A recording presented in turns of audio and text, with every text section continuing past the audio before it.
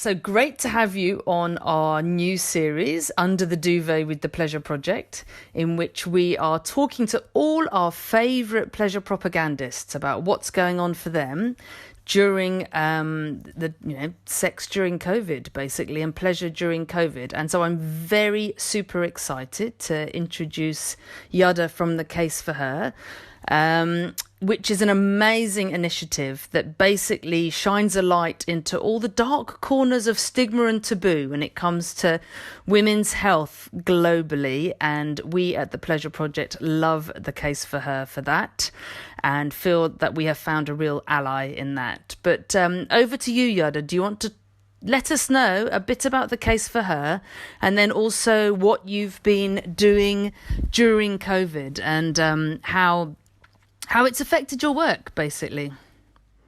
Well, thank you, Anne, for that introduction, and thanks for having us on Under the Duvet. The Case for Her is a philanthropic investment portfolio that does exactly what you say. We take on underfunded areas of female health, and we try to both fund them ourselves and get them more funding. So right now we have 2 investment portfolios, one in menstrual health and one in female sexual pleasure, which has been so exciting to develop, and especially looking at what's happening right now in the world, we just see a bigger and bigger need for these kinds of investments and the focus on women's health moving forward. So let's talk a little bit about that, because I think it's been really interesting that in some areas of women's sexual pleasure, there's been a kind of boom during this pandemic in ways that maybe we wouldn't have predicted. And in some areas, it's really exposed the fact that there's huge needs that women have, and it's going to be harder and harder to meet those needs during the pandemic and in the aftermath. What have you found? No, I think it's exactly what you're saying. There's both been major improvements and also a lot of backlash during COVID. So one of the things that makes us excited is that you can definitely see on the sex tech market that people have taken the opportunity to nurture their sexuality and think about themselves. And we see sex toy companies going up with 300% in sales, which shows that in these times where even Tinder went out and warned people about dating, we still care about our pleasure, and the safest way to have sex right now is with ourselves, and people have taken that to heart. But then on the backside of things, access to condoms, access to menstrual product and similar things have been heavily affected in a really bad way. And it's going to be interesting to see how the world can kind of build back better and think beyond COVID about how to ensure that we don't run out of contraceptives again in case of emergencies, because, well, sex doesn't stop in a pandemic and neither does your menstruation. Absolutely. And then, given that The Case for Her invests your portfolio globally in very, very different contexts, how do you think, what differences have you seen about, for example, on pleasure and safer sex promotion, how this is playing out, basically? I mean, you know, we can see the difference in terms of internet access or even people's ability to work from home, but it seems to be quite stark when it comes to pleasure and menstruation. Yeah, I mean, I think that we can see a big difference around the world, but it's also how we measure and what we can see, what data we're getting. I think a lot of the discussions haven't been on how to actually ride this pleasure wave and for inclusive sex education or comprehensive sex education. But it has been more focused on maybe, will we see a drop in HIV rates? Will we see less STIs and STDs? And how that's going to look moving forward. And I think one of the questions that we have been discussing a lot is, of course, also abortion, which has also had positive effects. I think, I mean, you're UK based, so let me know if I'm not correct, but haven't the UK now allowed, for example, to do abortions at home, early stage? And I mean, that's amazing. And hopefully we can actually get those rules to apply beyond COVID too. Yeah, no, it's true. In the UK, after some back and forth now, after a long struggle, in fact, that was then finally, the final push was the fact that, women had to stay at home. So, and were told to stay at home. So it meant that they can now do abortions at home, medical abortion. But it's really interesting to think about the push this has made on sex tech. And, like you say, the 300% increase in sex toys, in people buying sex toys to explore their sexuality on their own. Last time we talked with Chris Purdy about masturbation, so the 25th year of masturbation May. But is in investing in sex tech, is there anything that strikes you about how that's working out globally? Like, is it a luxury that happens more in high income countries? Is there an emerging group in lower income countries? Is there any interest? Well, I believe that anywhere where there's women, there's an interest in female sexual pleasure, of course. So that's that we don't even have to discuss if there's a market. However, of course, the market is growing rapidly. It's $30 billion growing maybe to $126 billion in 2026. So yeah, that's of course. But what's happening is, of course, a lot of the sex tech apps and similar are looking at a more white upper middle class market and North European and the US and parts of Asia. But we are seeing more and more both companies and ideas popping up in the global south. But there's still also a lot of issues. For example, Rwanda that has forbidden porn, and when they forbade porn, they also took away vibrators because it was classified like that. And we still see huge marketing issues with Facebook and Instagram not allowing usage of words around female sexual pleasure and nor around menopause, actually. And people can't even advertise for their products. So there's a big hurdle still to come over to mainstream and normalize female sexual pleasure, but it's bubbling everywhere. And as an example, the case for her has been using menstrual health as a way to enter into schools and talk about the sexual and reproductive health of especially young girls has been the focus. And 20 minutes into any conversation about periods, it starts to be about sex. That's what they really want to know about. So yeah, the interest is out there. But the sex tech market needs to expand. And I think it's coming. I mean, give it 10 years and it will be a remarkable increase. But I find it fascinating. Again, in the UK, 10% of women have some kind of teledaltonic, which means that they actually have a sex toy hooked up to their cell phone. So that's 10%. So it's much more common than we think also. I mean, I think across the globe and in Sweden and in the US, people don't even know what other people are up to because we're not talking about it. So it's much more common than we think. But then second, I would say beyond the toys and those kinds of things, what's really interesting and what's really coming up right now is all the educational products. All the product that lets us learn about our bodies and understand, or using chatbot tools that I know you're also familiar to, and to talk about sex in different ways. So, I mean, the biggest opportunity, I would say, that exists with sex tech is actually the educational component. Wow. I mean, 10%, I had no idea. I'm going to go out on the street tomorrow and look at everybody on the street with a different hat. Yeah, and then just count to 10. So it's you, and then it's you, and then...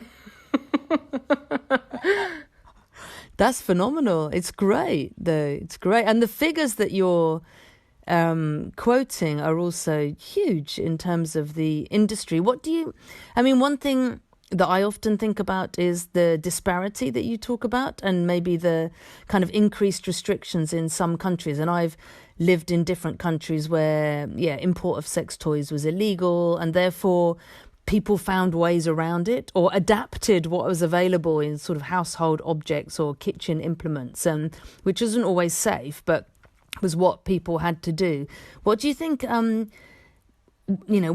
do you think the opportunities are to kind of level that out, either in terms of education or in terms of women being able to, find toys or other ways to kind of discover their pleasure? I know that's much more, there's less we hear about, I should say, in terms of access. Yeah. But I do think that the opportunity right now is coming with just a female wave of entrepreneurs. For so long, dildos has been one of the most sold sex toys for women, and it's also been mostly bought by men for women because they believe that the best thing we can wish for is something that's copying them but a little bit better, which is actually not true. And I just believe that all of these young women, a lot of them that we see based out of European countries or the US, but they're just taking on pleasure and taking pleasure in their own hands and showing what women really want, and normalizing conversations about penetrative sex not being the most efficient if you want a climax, and actually making toys that are made only for clitoral stimulation, and talking about sex during menopause or during your period or while pregnant or postpartum, and really reclaiming kind of the female sexuality to who it belongs to, instead of being something created by men. And I think that's where the revolution is going to be, because more and more women are going to realize that they're actually interested in what's being produced because it's made for them. And that's going to change the market totally. And I think that's what we're already seeing shifting right now. And what do you think are the biggest wins? I mean, you talked about education, and I'm also really excited to see that there's more and more channels that are opening up that are basically doing sex education, which is, and actually promoting safer sex from an angle of what it can feel like, what can be good about it, how it can feel so much more sexy emotionally as well. But what do you think? And I think we really are in a, on the beginnings of of a pleasure wave. And what do you, if you look forward to 10 years time or even 5 years time, what do you think would be the big wins that we could aim for or gain? I mean, I do really believe in the educational component, but also doing the education well. I would say that a lot of the education today, even where you have sex ed, it's not comprehensive and it's definitely not pleasure inclusive. So thinking about how we can include pleasure as an aspect of health. Everyone cares about how they sleep, what they eat, how much they train. So why don't we care about how our vagina feels or how our sex life is? I mean, it's a huge part of our mental health. It has great effects on our general health. And I mean, we know it makes us feel happy to have consentful and good sex. So I think that one of the biggest wins would definitely to get it on the global health agenda and start talking about it from a larger perspective. But on the educational component also, stop talking about abstinence. We know it's not working. We've seen the research and still we're continuing. Instead, make people want to know more and be curious and teach people to talk about sex, because today I think one of the largest issues that we have with bad sex is that we never learn to talk about it. No one knows how to express themselves, and if we don't even teach girls about what their different parts are called, how are they ever going to express what they want, or how they like being touched, or how they want to feel? Absolutely. Amen to that. Yeah. And we had a conversation the other day, a few of us from the Pleasure Project, in a training session we were doing about the hymen, and how in these sex education materials, they were still talking about the hymen as if it was some kind of shield that needed to be broken through, as opposed to a corona. And the fact that it's more like a hair scrunchie, and it's very, very different from vagina owner to vagina owner. But it's still this kind of, I'd say patriarchal myth or invention that there's this kind of shieldish symbol of virginity that has to be, forced through. And that was, even now, those myths in many, many ways still exist. But yeah, no, we see that too, and we even attended. We have been working together with a company called Y Labs on a pleasure-based sex ed program in El Salvador, just interviewing youth and seeing if they would be interested, and their parents might be more interested to learn about sex if we use a pleasure angle, which, well, spoiler alert, they were much more intrigued. But it was fascinating to go and look at sex education where all the girls could open a condom and put it on a stick and talk about why you should use a condom. But we had this strange feeling when interviewing the girls, and we asked, well, so could you define sex for us? Where's the line of, sex and non-sex, or making out and sex? And they just said, well, I don't know. They're always under the sheets when they do it on TV, so I don't really know what it is. So they knew all about the condom, but they had no idea what to do after. So that just shows that, sex education isn't enough. It has to be good sex education, which I think has been the issue. And growing up myself, and I'm sure a lot of people listening would say the same. You got so much bad information and just never knew where to turn or what to feel or who to talk to. Or what I always think is the only thing you learn, or the first thing you learn, is not to talk about it. Like the silence, especially as a woman, it's, you don't even dare ask. It's all in whispers. And anyway, I was just remembering the first time we met at a health conference, a family planning conference, and, I was doing my usual guerrilla girl thing and sitting in the plenary session, and then tweeted, hold your breath until somebody mentions pleasure, or don't hold your breath until somebody mentions pleasure. And then, of course, even at a conference about sexual health, sexuality, the importance of, how we motivate people to use safer sex methods, with pleasure being one of the primary motivating forces for having sex, there was no mention of pleasure. And then you tweeted back like, bingo, we have to meet. At least there's somebody else in this audience. There's one other person in this audience who is also sane. Yeah, but that's what I feel too. And I'm actually pretty surprised that even today, when I say I work with pleasure, people ask, why don't you save life or work with HIV instead? And when I say we work with sex tech or invest in sex tech, people are like, yeah, so what more than dildos can you do?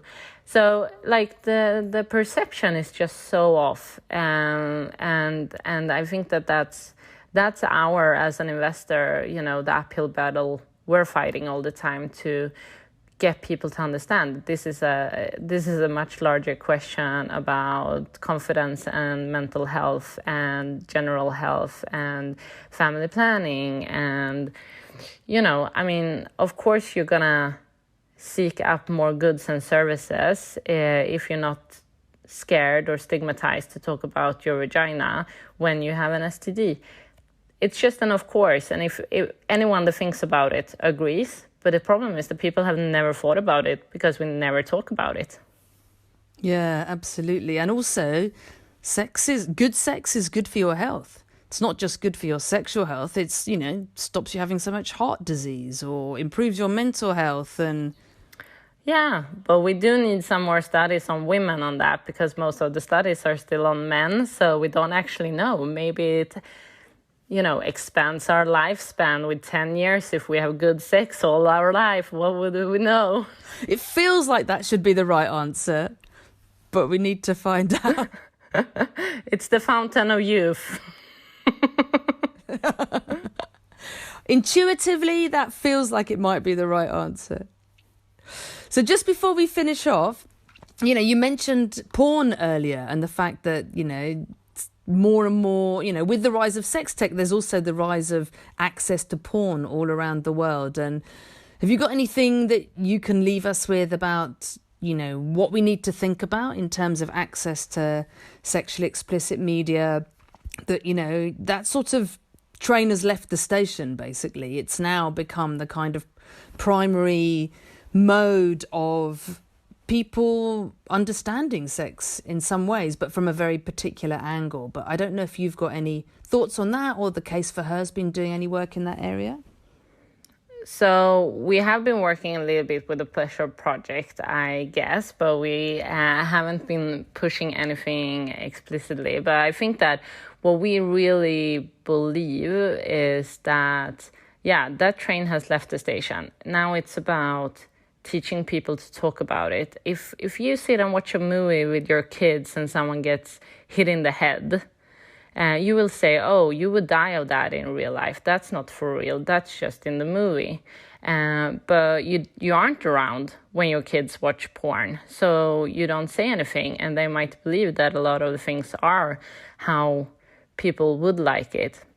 And that's why we need to start having like a critical conversation. And it should be in the social sciences in school. You should talk about how you criticize media, and in media you can also talk about porn and other popular culture and how you should be critical about what you see. But then also just start talking about, it's not shameful to watch porn, it's not shameful to make porn, but it might not be consentful, and it's not it's not sex education. Let's just say that. But there's no shame in it, and it makes you feel good, and it's often a high reward to look at. So of course, people will continue, but we need a critical discussion, and we need to open that Pandora's box that people are so afraid of talking about. But I just think we have to normalize the conversation. Absolutely. And I think there's more research happening, and there's a journal of porn studies, but it's still, for researchers as well, it's a very taboo area to be seen researching. But it's such a huge amount of internet downloads now. It really is. So. Yeah, but I also think when we talk about it, we talk about porn addiction, and it doesn't always have to go to the extreme. We can just talk about the fact that in Sweden, at least, you start seeing porn from the age of 11 for the first time. And it's a real young age to see something that you're afraid to speak to anyone about or ask things about. So that's a critical conversation. And of course, it's, from any individual level to family level to talk about it in society and beyond. But banning porn seems to just it hasn't been effective, and it's not going to be effective, so it's something else needed. That's not going to work. There was a directive from the government in India to ban porn once, and then they had a porn czar to try and do this, and then the government issued a list of all the sites that were banned. And then people saw that as a handy reference for all the sites they could look up. It was like an encyclopedia. Absolutely. I think we're going to look back in the public health world, in 10, maybe 20 years' time, and think, why weren't people looking at this? Why weren't they researching this? It's just such a fundamental change to the way that young people learn about sex. A young person can tap on their phone and see more sexual acts in 5 minutes than maybe their grandparents would have seen in a lifetime. It's just such a massive jump into another sphere. So Yeah, but and again, the work that you guys do at the Pleasure Project, just putting the safety back in safe sex, talking about consent in porn, talking about condom use in porn. People aren't going to stop watching it, so how can we make it better and more educative? And also, when we look at sex education, I mean, we are competing the sex education with porn. So how can we make better sex education that's also intriguing? And I think some organizations like O School in the US have really good ways. So, talking about how to give the best blowjob.